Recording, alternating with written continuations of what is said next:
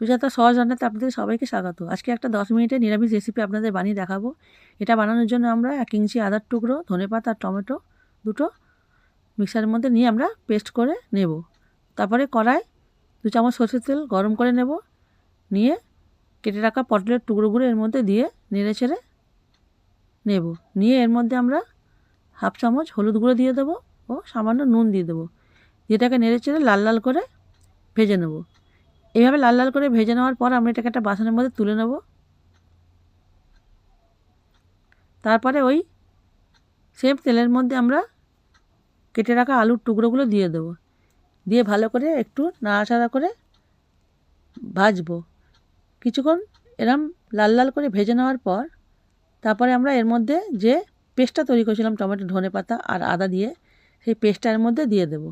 তারপরে এর মধ্যে 1/2 চামচ হলুদ গুঁড়ো দেবো, 1 চামচ লঙ্কার গুঁড়ো দেবো, 1 চামচ ধনে জিরে গুঁড়ো দেবো, সামান্য একটু চিনি দেবো আর স্বাদ মতো নুন দিয়ে দেবো। দিয়ে এটাকে খুব ভালো করে নাড়িয়ে চাড়িয়ে আমরা আলুর সাথে এটাকে কষে নেব। এইভাবে আমরা নেড়ে চেড়ে আলুর মধ্যে এটাকে কষে নেব। নিয়ে আমরা এটাকে গ্যাসটাকে ধিমি করে ঢাকা দিয়ে এটাকে রেখে দেব। কিছুক্ষণ পর আমরা ঢাকা খুলে দেখব এটা খুব ভালো করে কষা হয়ে গেছে আর তেলও ছেড়ে দিচ্ছে ভালো করে। আলুটা একটু সামান্য সিদ্ধ হতে বাকি আছে। এবার এর মধ্যে আমরা ভেজে রাখা পটলের টুকরোগুলো দিয়ে খুব ভালো করে এই মশলার মধ্যে আলু পটলের সাথে মিশিয়ে নেব। তারপর এর মধ্যে আমরা সামান্য পরিমাণ একটু জল দিয়ে দেবো আলুটা সেদ্ধ হওয়ার জন্য।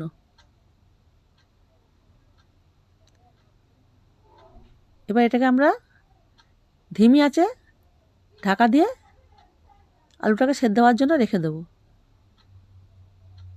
5 মিনিট পর খুলে দেখব তরকারির তেল ছেড়ে দিয়েছে আর আলু ভালোভাবে সেদ্ধ হয়ে গেছে। এবার এর মধ্যে আমরা গরম মশলার গুঁড়ো 1/2 চামচ ছড়িয়ে দেবো। দিলেই তৈরি হয়ে গেল পটলের তরকারি।